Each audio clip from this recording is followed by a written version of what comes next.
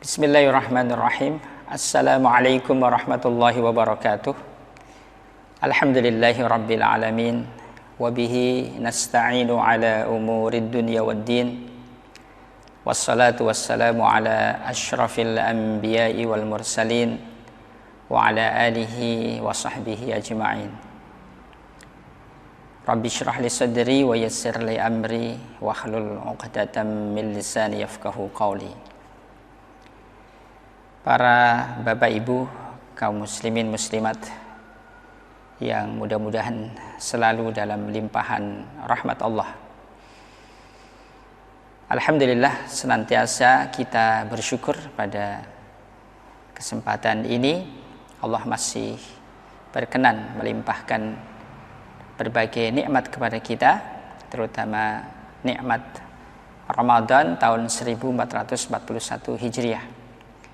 Dan tak terasa Bapak Ibu kaum muslimin muslimat rahimani wa rahimakumullah, kita sudah tepat di pertengahan bulan Ramadan 1441 Hijriah, dan mari kita tetap jaga semangat, bahkan kalau bisa lebih meningkatkan semangat ya.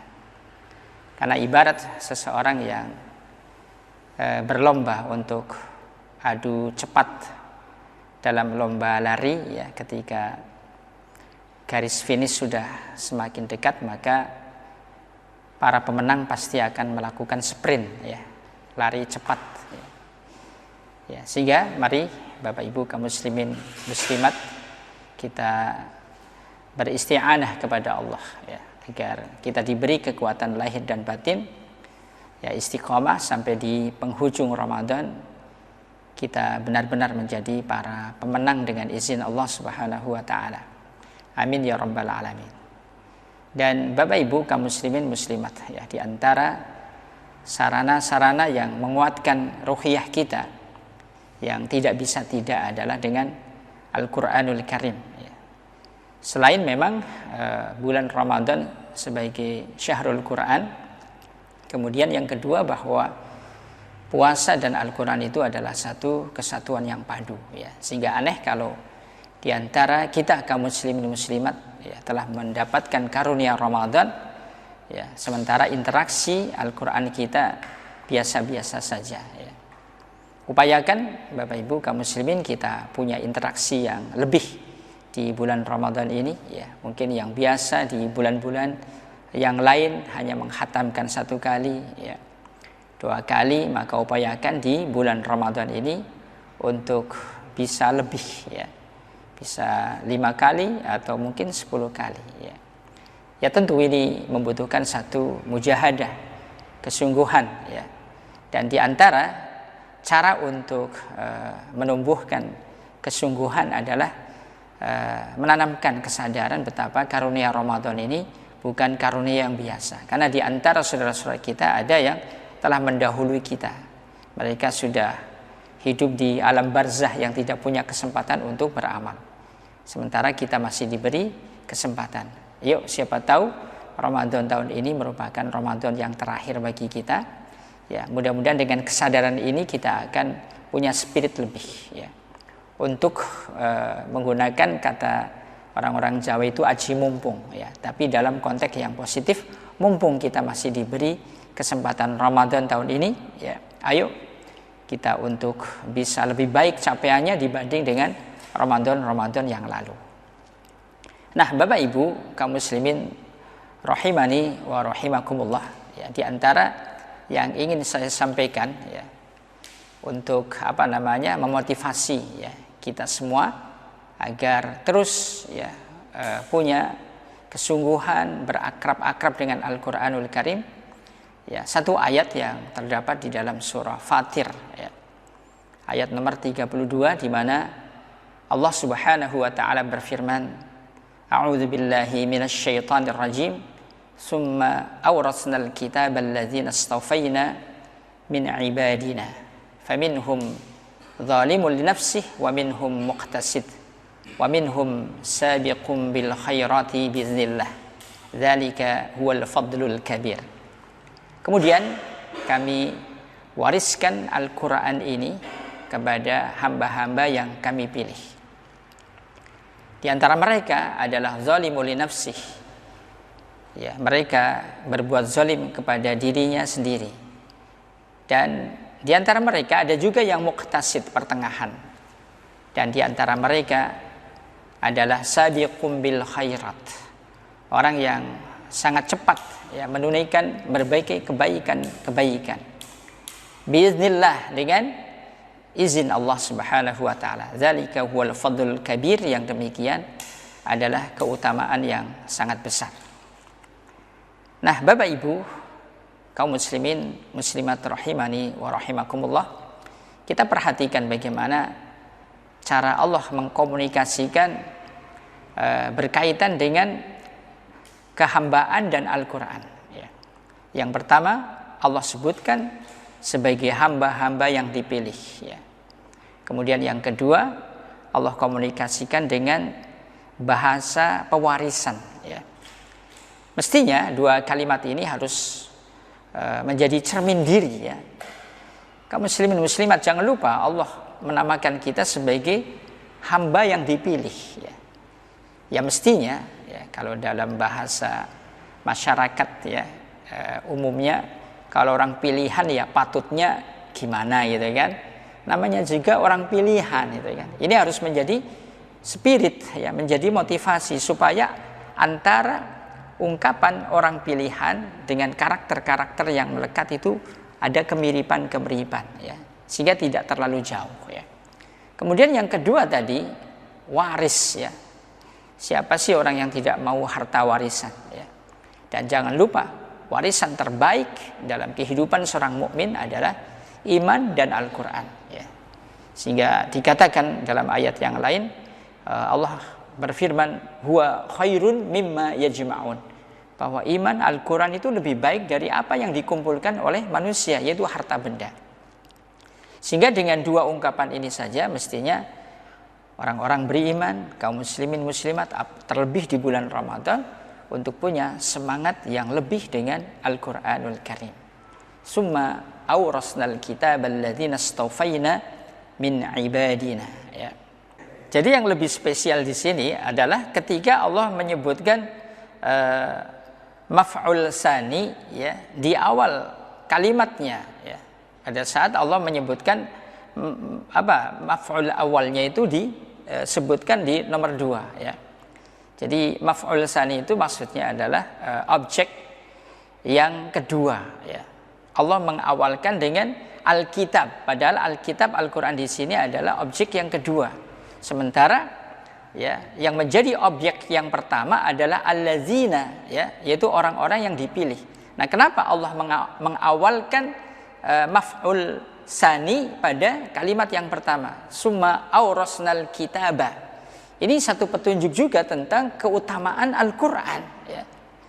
Kenapa Allah mengawalkan kalimat pada kalimat yang maf'ul sani kedudukannya Mestinya yang pertama disebutkan mestinya adalah maf'ul awal, tapi Allah menyebutkan yang pertama adalah maf'ul sani. Ini menunjukkan betapa Alkitab yaitu Al-Quran adalah sangat utama, sehingga ini sudah sangat cukup untuk menjadi motivasi yang kuat bagaimana seorang muslim kaum muslimin muslimat untuk tidak mengabaikan warisan Al-Quran yang Allah berikan langsung untuk orang-orang beriman sebagai hamba-hamba pilihan. Bapak Ibu, kaum muslimin muslimat rahimani wa rahimakumullah, meskipun ini juga kemahaluasan rahmat Allah setelah Allah memberikan motivasi dengan kalimat-kalimat ini yang indah, Allah memaklumi bahwa memang di antara hamba-hamba yang dipilih itu yang pertama disebutkan adalah zalimul li nafsih. Ini juga unik Biasanya yang disebut yang pertama itu yang utama Yang paling top ini yang disebut yang pertama adalah zalimul li nafsi, orang-orang yang zalim tentu ada beberapa hikmah. Hikmah yang pertama adalah sebagai warning bahwa memang mayoritas hamba-hamba pilihan itu adalah hanya zalim Kalau dalam bahasa kita ini orang dikasih warisan istimewa tapi enggak semangat gitu loh biasa-biasa aja, tidak punya greget ya. Zalimul nafsi, walaupun secara bahasa zalim itu ya orang yang tidak menempatkan sesuatu pada tempatnya. Ya tadi mirip dengan orang mendapatkan warisan Al-Qur'an kok kemudian Al-Qur'an itu diabaikan begitu saja. Zalimul nafsi. Meskipun dalam penafsiran yang lebih populer ya ada istilah khilaf mutanawwi' ya. Jadi dalam penafsiran Al-Qur'an itu biasa banget ada khilaf mutanawwi', perbedaan yang bersifat variatif ya. Sehingga dalam tafsir Al-Qur'an perbedaan yang variatif itu semuanya bisa dipakai ya sebagai sebuah kekayaan. Beda kalau pendapat-pendapat fikih ya, biasanya di sana adalah khilaf tadad ya, perbedaan yang bersifat kontradiktif. Tapi dalam Al-Qur'an khilaf dalam penafsiran itu lebih kepada khilaf yang mutanawwi'. Semuanya bisa dipakai. Ya misalnya di antara makna zalimul nafsi itu adalah orang yang tampilan lahiriahnya lebih baik daripada yang ada dalam batinnya ya. Jadi ada orang yang casingnya itu lebih indah tetapi sebenarnya dalamannya itu tidak seindah casing, itu zalim ya, zalim li nafsih ya, zalimul nafsih. Tapi ada juga penafsiran yang lain bahwa yang dimaksud zalimul nafsi itu adalah orang yang timbangan dosanya lebih berat daripada timbangan kebaikannya. Kemudian dalam tafsiran yang mungkin lebih masyhur di dalam tafsir Ibnu Katsir dikatakan wa huwa al-mufritu fi fi'li ba'dul wajibat al-murtakabu li ba'di al-muharramat ya. Orang yang zalim li nafsi itu adalah orang yang terkadang berlebihan terhadap kewajiban-kewajiban agama, namun dia menunaikan, mengamalkan hal-hal yang diharamkan dalam agama ya. Ala kulli hal. Jadi intinya ya Bapak Ibu kaum muslimin muslimat, ketika Allah menyebutkan level ya manusia yang beriman di hadapan Allah Subhanahu wa taala, yang disebutkan yang pertama zalimul nafsi, ini adalah satu koreksi ya, agar kita punya greget, agar kita tidak diam di posisi zalimul nafsi ya. Sehingga kemudian yang disebutkan berikutnya adalah al-muqtasid ya.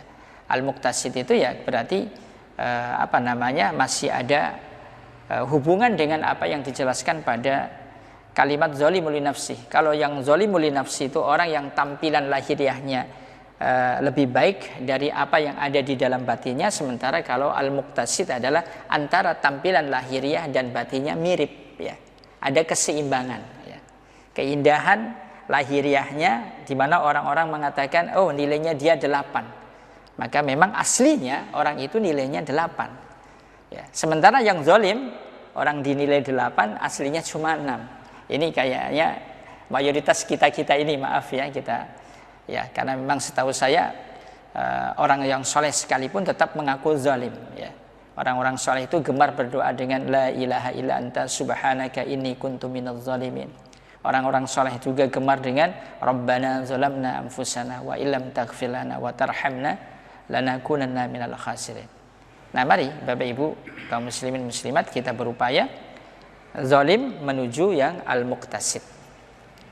Ya, kalau dalam tafsir Ibnu Katsir yang dimaksud al-muqtasid ini adalah al-muaddi lil wajibat at-tariku lil muharramat wa qad yatruku ba'dul mustahab wa yaf'alu ba'dul makruhat ya. Ya, maksudnya yang dimaksud muqtasid ini adalah orang yang menunaikan kewajiban-kewajiban agama, kemudian dia meninggalkan yang diharamkan oleh agama, kemudian dia meninggalkan sebagian daripada yang disunnahkan. Dia menunaikan sunnah tetapi sebagiannya dia tinggalkan ya. Kemudian dia wa yaf'alu ba'dul makruhat, dan dia mengerjakan sebagian yang dimakruhkan dalam agama. Kemudian puncaknya Bapak Ibu kaum muslimin rahimani wa rahimakumullah, puncaknya adalah sabiqum bil khairat ya. Orang yang sangat cepat menunaikan berbagai kebaikan-kebaikan. Ini berarti kebalikan dari yang pertama ya. Kalau yang zalim itu orang yang tampilan lahiriahnya lebih bagus dari aslinya itu, dari batinnya. Maka sabiqum bil khairat adalah orang yang Mungkin tampilannya dianggap biasa-biasa saja, tetapi sebenarnya nilai ruhiyahnya ya dia sangat cemerlang di hadapan Allah Subhanahu wa taala. Atau dalam tafsir yang lebih populer dalam tafsir Ibnu Katsir adalah al-fa'ilu lil wajibat wal mustahabat ya. Al-fa'ilu lil wajibati wal mustahabat. Orang yang konsisten menunaikan hal-hal yang diwajibkan oleh agama dan juga yang disunahkan. Kemudian at-tariku lil muharramat wal makruhat wa ba'dul mubahat ya. Dia orang yang meninggalkan apa yang diharamkan dalam agama, bahkan yang dimakruhkan, bahkan yang dimubahkan sekalipun. Orang ini cenderung meninggalkan ya. Sehingga Bapak Ibu kaum muslimin rahimani wa rahimakumullah ya. Dari apa yang dipaparkan oleh Allah dalam surah Fatir ayat nomor 32 ini adalah satu motivasi ya. Karena fitrah manusia setahu saya cenderung untuk dia punya keinginan untuk naik dari level ke level ya. Setahu saya tidak ada orang yang menikmati kebodohan. Semua orang bodoh pasti kepengen menjadi lebih berpengetahuan. Semua orang miskin pasti pengen agar naik levelnya untuk lebih tercukupi kebutuhan-kebutuhannya. Sama dengan orang yang berada dalam kezaliman ya, mestinya dengan kesadaran iman dia ingin bergerak menuju level berikutnya yaitu al-muqtasid ya. Kemudian menuju level yang paling utama yaitu sabiqum bil khairat. Cuma ya Bapak Ibu kaum muslimin muslimat rahimani wa rahimakumullah.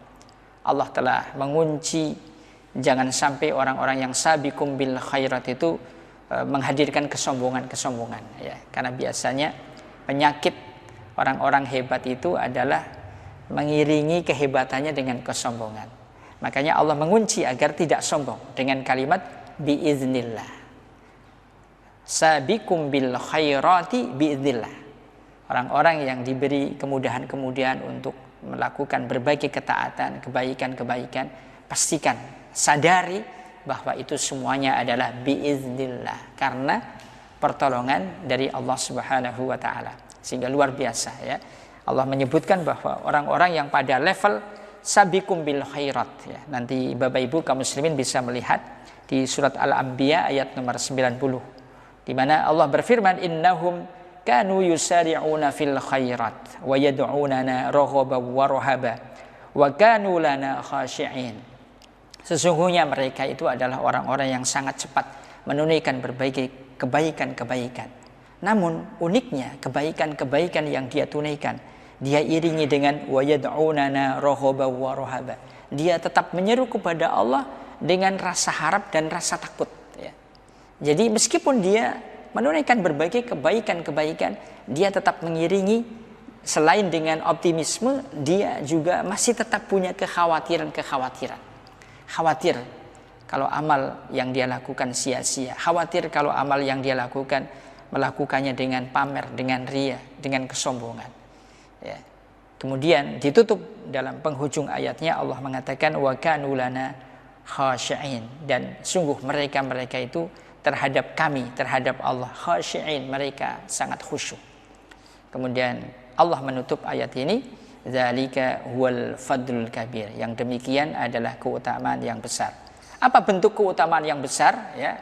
Silakan nanti Bapak Ibu kaum muslimin muslimat bisa membaca ayat berikutnya. Jannatu adnin yadkhulunaha yuhallawna fiha min asawira min zahabin wa lu'lu'a wa libasuhum fiha harir. Yaitu surga-surga, mereka kekal di dalamnya ya. Mereka dikenakan dengan gelang-gelang dari emas ya dan mutiara, dan mereka mengenakan pakaian-pakaian dari sutera ya. Kemudian ungkapan mereka orang-orang yang telah diselamatkan oleh Allah Subhanahu wa taala adalah wa qalu alhamdulillahilladzi azhaba 'annal hazan.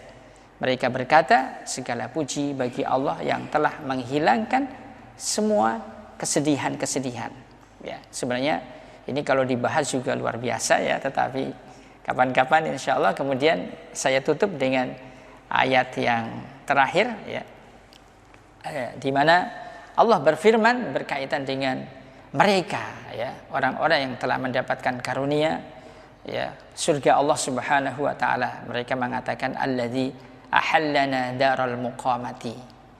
Ya, dia Allah yang telah menempatkan kami di tempat yang sangat layak, ya. Ini juga kalimat yang mengingatkan bahwa dunia ini bukan tempat yang layak, ya. Tempat hanya singgah, hanya numpang lewat saja. Tempat yang sesungguhnya tempat tinggal itu adalah darul muqamah, yaitu surga Allah, ya. Di mana orang-orang yang menjadi penghuni dipastikan, ya, mereka mengatakan la yamassuna fiha nasabun wa la yamassuna fiha luhub. Sungguh kami di dalamnya tidak pernah merasa lelah dan juga tidak pernah, ya, merasa jemu, ya. Jadi ahallana darul muqamati la yamassuna fiha nasabun. Nasabun itu adalah rasa capek saat dia melakukan aktivitas, ya. Sementara lughub itu adalah rasa capek setelah melakukan aktivitas. Nah, orang-orang surga dia akan dihilangkan dari dua lelah tadi, lelah dalam aktivitasnya maupun lelah dari sesudah melakukan aktivitasnya. Nah, mestinya, ya, Bapak Ibu, sebelum saya tutup, kita semakin bergairah lagi, ya, setelah Allah memberikan kabar dengan kepastian bahwa mereka orang-orang yang dipilih oleh Allah, ya, akan mendapatkan jannatu adnin, surga yang kekal di dalamnya, ya, dan mereka akan dikenakan gelang-gelang dari emas, mutiara, dan pakaiannya adalah sutra. Mereka memuji Tuhannya, ya, semuanya itu karena nikmat dari Allah Subhanahu wa taala. Wa qala alhamdulillahilladzi adhaba 'anna al-hazan inna rabbana la ghafurun syakur. Sesungguhnya Tuhan kami adalah ghafurun syakur, ya. Kalau bukan karena ampunan Allah, kalau bukan karena kemahasyukuran Allah, kita tidak mungkin layak menjadi penghuni surga Allah. Oleh karenanya, ya, mari Bapak Ibu kaum muslimin muslimat, mumpung kita masih diberi kesempatan Ramadan ini lebih spesial, jangan sampai kita sia-siakan berkaitan dengan nikmat Al-Quran yang telah dianugerahkan kepada hamba-hamba yang dipilih oleh Allah. Siapa? Itu orang beriman dari umat Rasulullah Sallallahu Alaihi Wasallam. Saya kira ini yang bisa saya sampaikan, mudah-mudahan bisa menjadi satu motivasi bagi kita semua, ya. Subhanakallahumma wa bihamdika asyhadu an la ilaha illa anta astaghfiruka wa atubu ilaik. Wassalamualaikum warahmatullahi wabarakatuh.